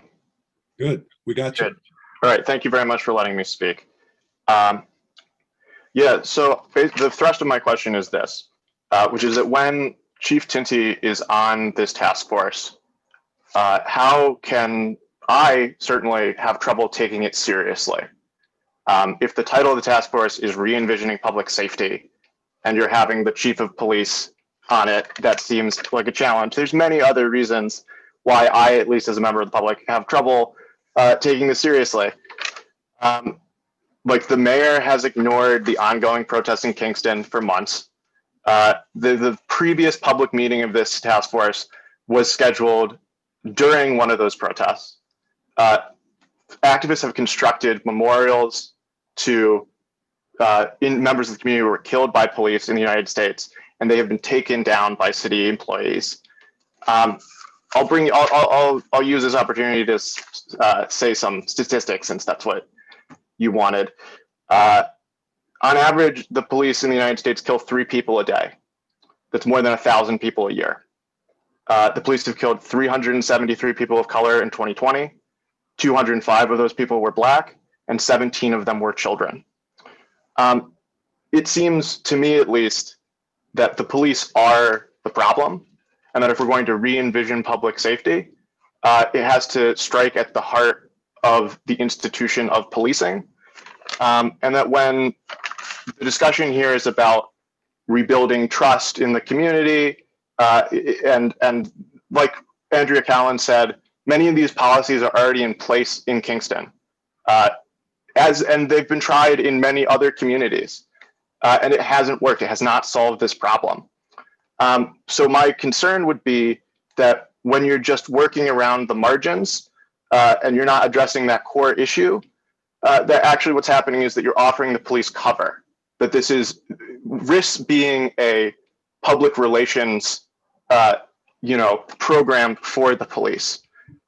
So my recommendation to all of you would be to kick Tinty out of this task force and bring to the Common Council recommendations that phase out the police in Kingston and that use their budget to fund social services that would actually keep our community safe. So yeah, I guess my question is, how can we, as members of the public, take this commission seriously in light of that information? And also, why have you not addressed the demands offered by activists in Kingston regarding these issues? Thank you. Sure. Thank you. Thank you, Sam. Let's see if I can tick through some of your questions, concerns. Relative to concerns from the community we have, there were, I think it was Rise Up Kingston had a series of 8 issues, questions that in fact we did take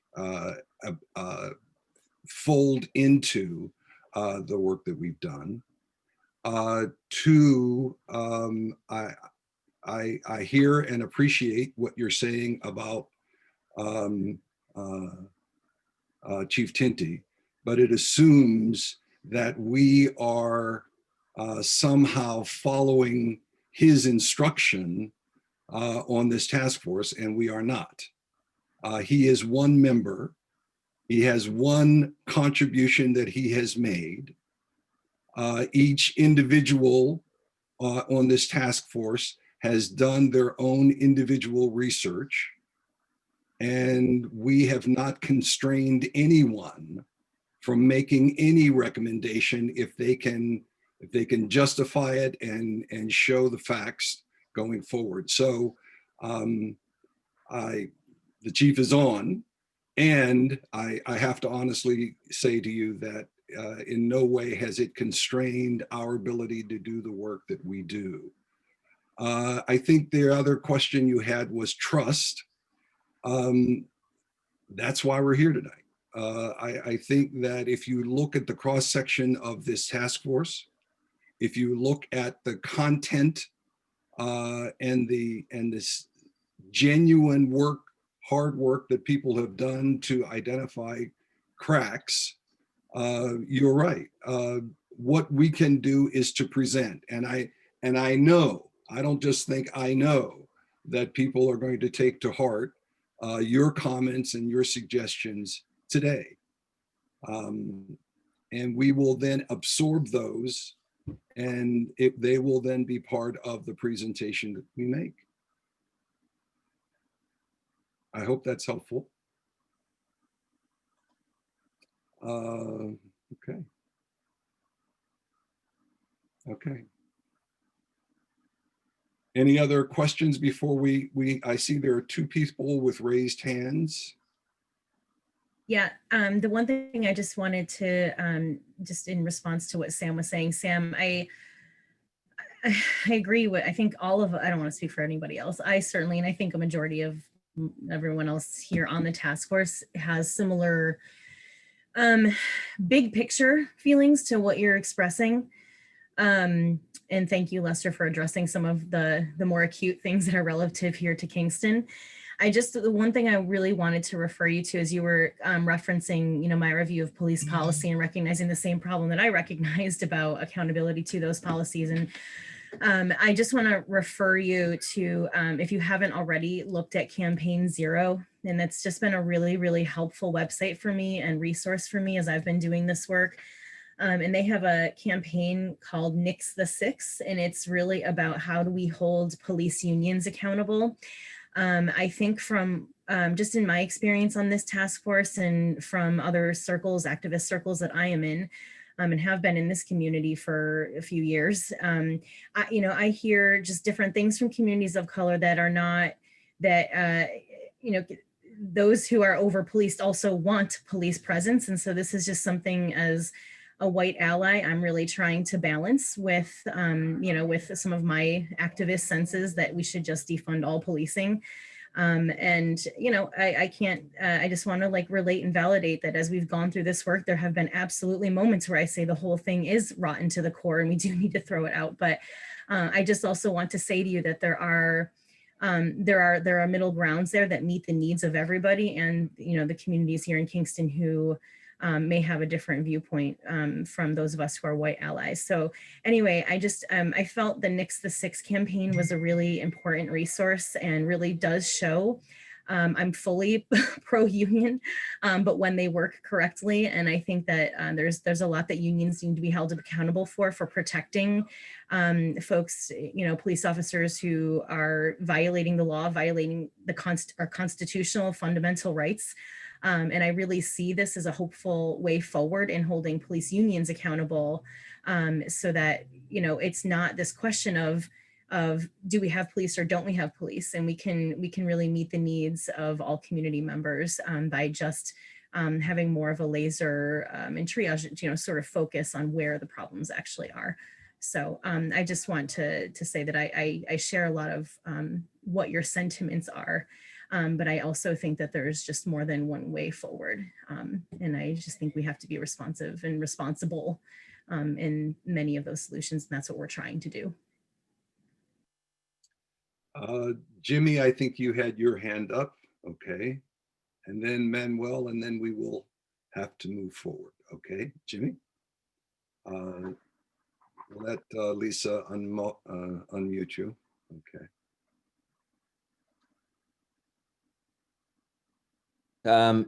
I share a lot of similar thoughts as Sam does, including the concern about police officials being part of these panels convened statewide, but they're mandated by Executive Order 203 to have the head of the local police agency part of the process. It's not an either or. It's not a decision that we get to make. It's part of the process mandated in the executive order. Thank you. Thank you. Manuel? Yes, I want to address the part that says about rebuilding the trust and making the trust a little bit better. And no, it's not only the trust what we are rebuilding, but we are trying to, at least what I see it is to make more transparent the process, how it is that the police department with the community. And these are just little steps that are going towards that goal. And by the end of the 5 years, we try, or at least my vision is to try a full transparency department where if you have a complaint, you can get access to that the complaint in any time, in any moment. So it's more about transparency, and the transparency will come with a better trust. That is the only one that I wanted to address. Good. Thank you. Thank you all. So our next category is community policing, which will be Amy Shapiro, Naima Muhammad, and Jimmy Buff. Let's pull it up. Hi, good evening. Can everyone hear me okay? Yes. Yes, Hold on okay. just a second, Amy. Sorry. Let me She get your, unmuted me already. let me get your scrolling up. Yep. Just a moment.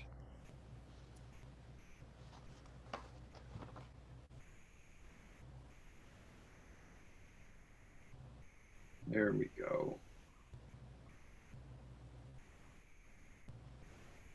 Great, thank Okay, you. there we go. Thank you. So the push to remove police or school resource officers from schools centers on concerns about racism, brutality, and the misallocation of community resources. Our Black and brown children are disciplined in the Kingston schools disproportionately. For example, while Black students represent only 15% of the population in the Kingston City schools, they represent 32% of in-school suspensions, 36% of out-of-school suspensions, and 56% of expulsions. A major criticism of SROs is that they often become involved in routine student discipline. And as these statistics show, this means that our Black and brown students are affected more than our white students. The current intermunicipal agreement between the school system and the police department explicitly states, the SRO shall not serve as a school disciplinarian, as an enforcer of school regulations, or in place of school-based mental health providers. And the SRO shall not use police powers to address traditional school discipline issues. However, when talking to members of the Kingston community, you will hear numerous stories involving trauma to the students at the hands of the SROs. Additionally, one of the demands of the local activists is to remove the police from schools. These stories and demands show that the current agreement isn't being followed in practice. The SROs are serving as school disciplinarians, and the statistics show that our Black and brown children are carrying this burden. This is a problem. Studies out of the Public Policy Research Institute demonstrate that students who are suspended or expelled have a greater likelihood of contact with the juvenile justice system. While our Black and brown children are being disproportionately disciplined, and with having SROs taking a role in school discipline, we are feeding the school to prison pipeline. Finally, there is a misconception that police and schools make schools safer and deter mass shootings. Research conducted by the FBI found that in 25 mass shootings that occurred in schools, none were brought to an end by armed staff, guards, or police officers. So for the solution, there are basically two paths that we can take. One would be that SROs remain in schools, but that we do this with specific conditions, and that the other would be that SROs are no longer in Kingston schools. So if they were to remain in schools, we must revise the language of our current intermunicipal agreement between the school system and the police department to include more specific language regarding the SRO's role in school discipline, the use of force and mechanical restraint, and student privacy. SROs should be used only to keep the students safe and not to monitor the students. We must also create mechanisms to collect data to determine both the effectiveness of the revised agreement and the extent to which the agreement is being followed in practice. Then, if a revised agreement cannot be agreed upon, or if it is found that the revised agreement has not changed the culture, the SROs should be removed from the schools, and the almost $400,000 spent on SROs annually should be put into services such as conflict resolution trainings, restorative justice techniques, and additional mental health services designed for adolescents. So some metrics for success. So would really be the same whichever these two paths that we were to choose, but that the percent of incidents where SROs are involved with school discipline outside the parameters of this the agreement, we should see that they decrease. That the number of students that are criminally charged for incidents during or immediately after school compared to the average number of students from the last 2 years should also go, the last 5 years should also go down. And then the number of incidents that staff and students were threatened should the number of incidents that staff and students were threatened from an assailant carrying a weapon compared to earlier level of incidents, we should see how that changes. So what would success look like in 1 year? Well, in 1 year, we should have a revised agreement that has specific language addressing these concerns, that it's agreed upon, and that it is signed. And additionally, we should see that the data regarding the interactions between the SROs and the students, that data is being collected and monitored to determine the efficacy of the new agreement. And then if there are no SROs in schools, because an agreement could not be agreed upon, the money designated in the budget for the SROs will have been diverted to other services for students. And then in 5 years, I think that we should see that the agreement is reviewed yearly and that appropriate and necessary data-informed revisions are made, and that data reports are created and reviewed to identify training needs and potential year-end revisions to the agreement.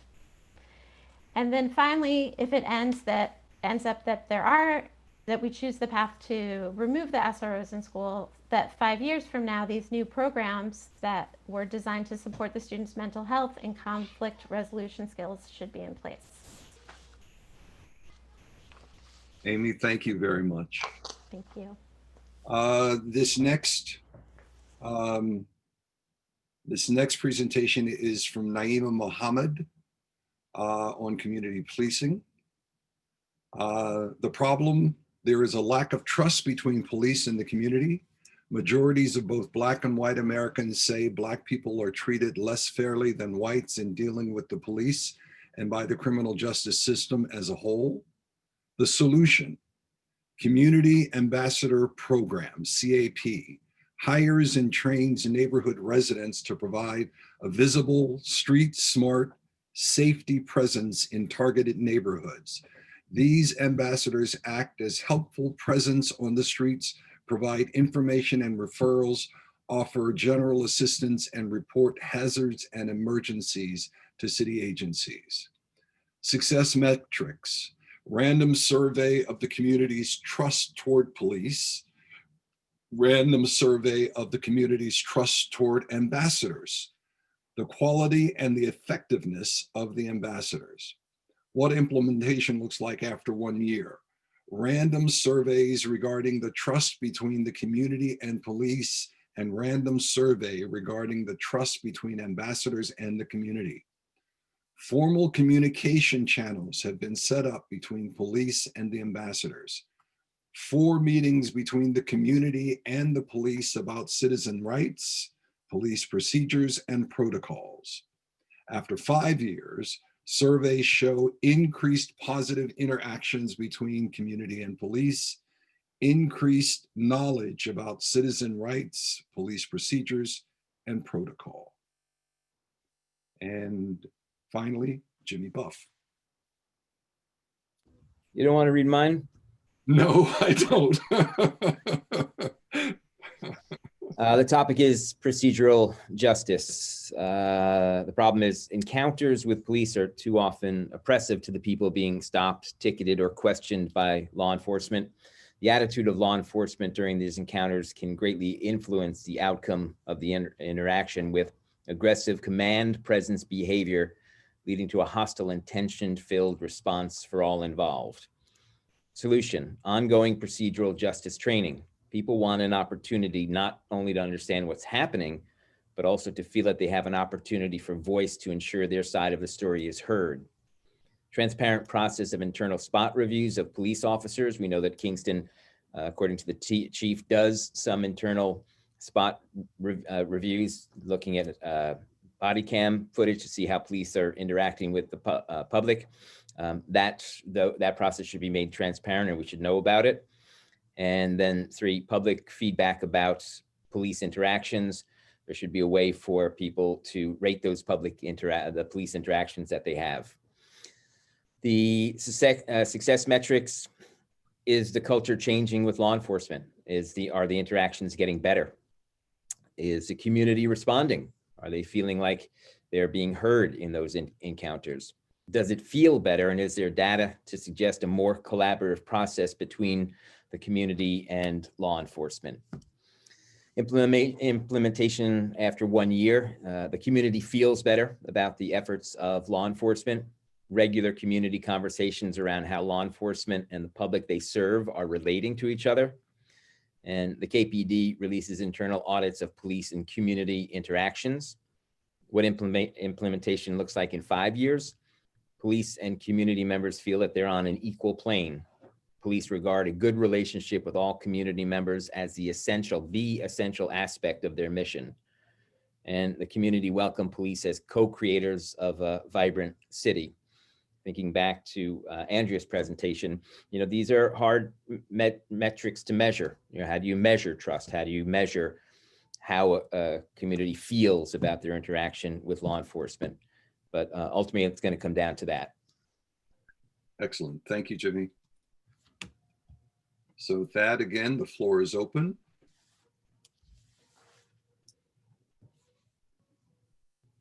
Any questions, comments, concerns? I don't know, but is that guy jumping out the window? What guy? Sorry. I have a question. Yes. Amy, I believe. So we already have the language that the SROs should not be involved in disciplining students. Is that correct? Yeah, that's what the piece that I wrote, that I read is exactly from the agreement, but it's very vague. Like it just says they should not serve as a school disciplinarian. And so I think the language should be much more specific to say exactly what are the types of things that they should not be in versus they could be in. So just my comment is, as a social worker, the way a social worker or someone or even a teacher will respond to something that a student is doing is very different than the way a police officer might respond, no matter what the language is. And we've already subjected the students of color to, I don't know, a couple of years that we've had the SROs. So I would really vote for the second option, that we've given them a try, it hasn't worked, and that we would not subject these children to more abuse, and that we need those other services. We need those, that we're paying all this money to the SROs. We need the restorative justice program to grow. We need the mental health workers to be more in the school. We should use that money. We shouldn't give them another year. Just my point. Thank you. Thank you, Chaya. I think Pat is next. Hello there. Can you hear me? Yes. Great. Actually, Chaya sort of spoke to what I was leaning towards. It sounds like the data that is available regarding like the history of SROs in schools sounds like the intent of having them in there is actually having the opposite effect. It's a detriment to kids learning, and oftentimes, Black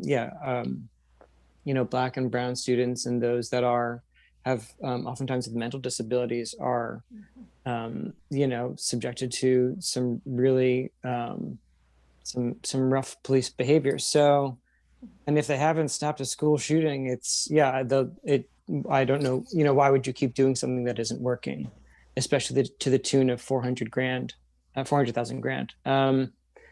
So yeah, I think there's so many more opportunities to ensure, I guess, student well-being, and even having mental health professionals like talking to kids, that will help that'll help them in more ways than just having an interaction with the police. So I guess it's just a comment, and thank you. Thank you. Amy, I just want to make sure that we're all crystal clear. That $400,000 is the KSCD, the Kingston School District budget, not the Kingston Police budget. Is that correct? Right. It's within the school budget to pay for the SROs in the school buildings. Excellent. I just want to make sure everyone's clear on that. It's slightly under $400,000 a year. Excellent. Thank you. Thank you. William, Bill, I think you're next. Yeah, thank you. Again, William Kemble with the Daily Freeman. Amy, I just want to make sure you are with the Woodstock Day School. You're a teacher up there, correct? I used to work at the Woodstock Day School. I do not work there anymore. Okay. And do you have any kids in the Kingston School District? I do. I have a son who goes to George Washington. Okay, thank you. Jean Jacobs. Thank you, Bill. Jean? Yes, I'd like to speak again if I could, sir. Oh, certainly. Go ahead. Okay, I'm not sure if you all are familiar with the history of the SROs. I'd like to speak to I didn't get her name. I'd like to speak to her regarding that. Why we have SROs in the schools. Do you understand why they're there? I do. Do you understand the Project Save legislation I that do. has been, okay, that has been in effect for the last 20 years? I do. Do you understand how that was mandated and a school safety plan was created and drafted for every school, and an emergency response plan that is been designed and implemented for every school? Removing SROs from schools does not mean that a school will not have a safety plan. The school would still have a safety plan. What is mandated is a safety plan, not SROs. Well, I tend to disagree with you on that, okay? Because I was instrumental in developing the plans with Governor Pataki back in 99 and 2000. And Yeah, because of, let me finish, please. Let me finish, please. And because of the, in Columbine, because of the massacre, that was one of the first school massacres. The intention was to create a plan, even if in fact we saved one child. And it took 2 years of the current school administration, myself included on the school board, to draft, create, and implement this. It's a law back in 2000, and every year. So I drastically take offense to the fact that you have quoted several incidences. Those incidences are reported to the school district, and those incidents are on file there. And I'm not sure how you obtained those with your presentation this evening. So I totally disagree with your presentation. I firmly believe that the SROs is an intricate part and protects the child for the parent when they're in school to learn in a safe, orderly environment. And to remove them and put other members of social services, and they are not equipped to save the life of a child. And those SROs have to be trained. They do not just walk in off the street and walk in there and just walk the halls. There is a whole criteria that they have to follow for their job while in the schools. And that's fact. As Lester wanted to know facts, that's fact. So by removing them, you're jeopardizing the safety of every child in every school. Thank you for your time. Thank you, Jean. Thank you. I'd just like to state 2 facts, just to be clear. One is, both of which I've already said, but I just want to say again, that the law is not that there needs to be SROs. The law is that the school needs to have a safety plan. And that research conducted by the FBI has found that in not a single school shooting was the school shooting brought to an end by armed staff, guards, or police officers within the school. Thank you, Amy. Laura Nordstrom. Hi there. I'd like to first apologize that there's little people in my house and they always make themselves known. Secondly, I would like to thank everybody who has put in the time and energy into researching everything for their presentations to make sure that what they are presenting to the group is recent data, information, and facts. I think it's important that we remember that any plans that have been put in place or that have been created over the last 20, 30 years are things that were created with good intentions in mind, yes. But we are here to talk about the current circumstance, and I think it's important to remember that new plans are sometimes needed to correct situations as they occur.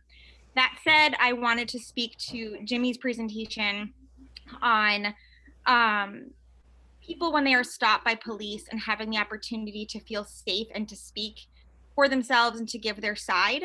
My husband happens to have schizophrenia, He is what I like to call a high functioning schizophrenic. It is not, as I always say, the disclaimer, it is not as Law and Order presents it. He's not somebody who is running the streets, wielding a knife, screaming biblical conspiracies. He is a husband, he's a father, he is currently working right now, which is why my children are awake.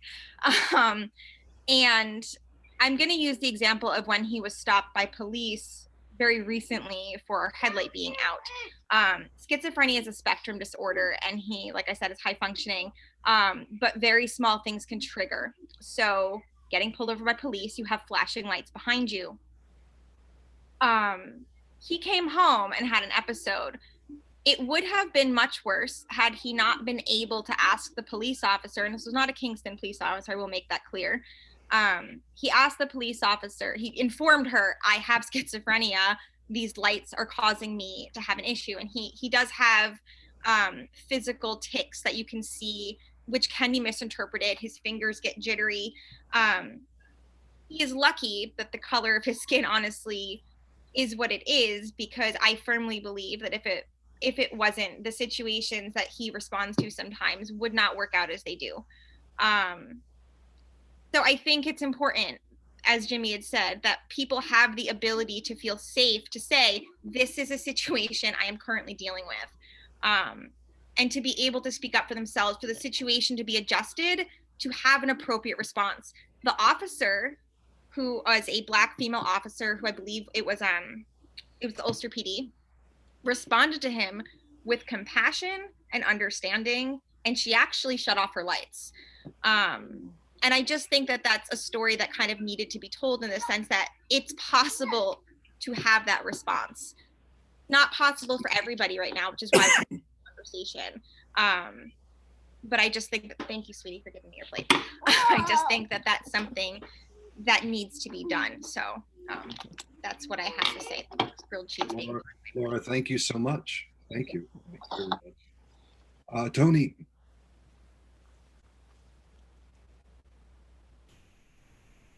You hear me?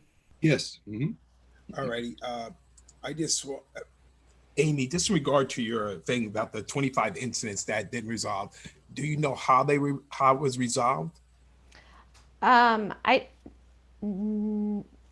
I can't tell you how those. Right, because you stated that 25 incidents that you stated that were not resolved by SROs or I'm assuming police officers. I'm just trying to figure out how were they resolved then.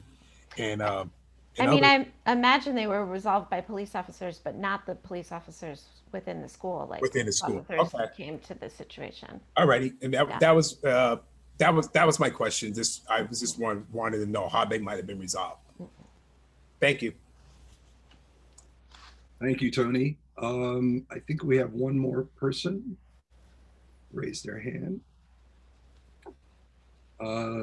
Pat, I see you, but I think that there was one other person who had raised their hand. Well, there was the Assemblyman's office, and then there was Pat, but the Assemblyman's office when. Okay. So, hello there. Pat, you're on. I think it was in response to, I think actually Amy spoke to what I was going to hope to clarify. So thank you, Amy. Okay. So that ends our presentations tonight. Thank you all so much. Before we close, is there anyone that has a burning question, issue, concern, comment that you'd like to make before we adjourn? Well, again, I want to thank all of you. I want to thank the task force members for the hard work that they've been doing in putting these presentations together, and the serious work along with their children and their kids and their work and so many other things. I want to thank them publicly for the great work that they are doing. And in fact, if the task force members could stay just for a few more minutes, I'd love to check in with you. Thank you all for coming, and we'll get to work. We'll keep staying busy. Thank you. Thank you.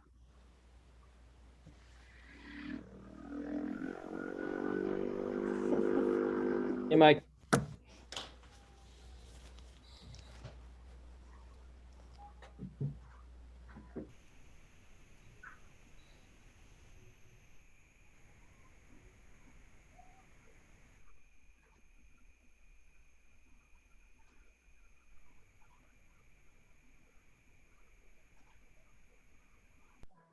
right, we still have some We have two. community people on. Yes, we do. I think you could bid them goodbye, Lisa. I think you I can, yep. I think you can say goodbye to them.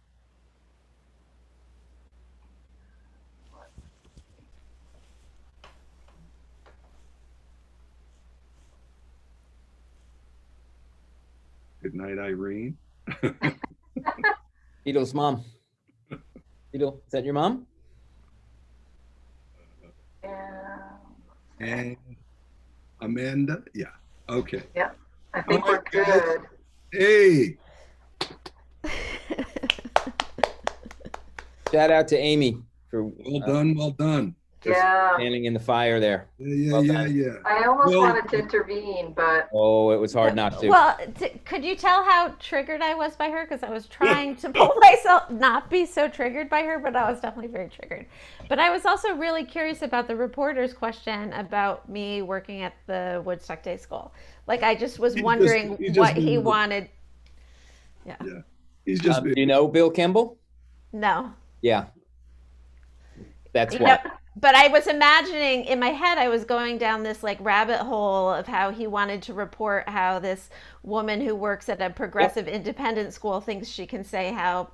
And so I almost started saying, like, actually, I worked in the Bronx for 10 years. You know, now I work for the Barred Prison Initiative. And then I thought, you know what, he needs less information about me. Yeah, he was looking to frame you as someone who works at a private school and has no children. Yeah, less is always. Right. Right. Yeah. Anybody else? How'd you feel about it tonight? I want your feedback too. Hold on, I'm trying to. wait, Manuel. I got him.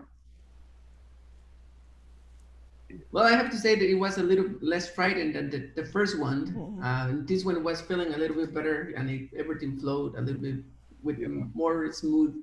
So it was good. Yeah. Well, I think Lester, the technician, needs to get a little better, but other than that, I think we're good. Yeah, I know. I had some gaps. I don't think I don't think they were serious. I don't think. No, but Dan, how did it feel for you? It was good. I know I kind of went down to the wire with getting you the info, but that was on my end. But yeah, I was pretty surprised yesterday. I was able to confirm that Poughkeepsie doesn't do anything what we're doing. Yeah. Guy said, "Look, the info goes upstairs," and I asked him to clarify that, and he did, which is, so I think, from my perspective and what my topic is, I think, Lester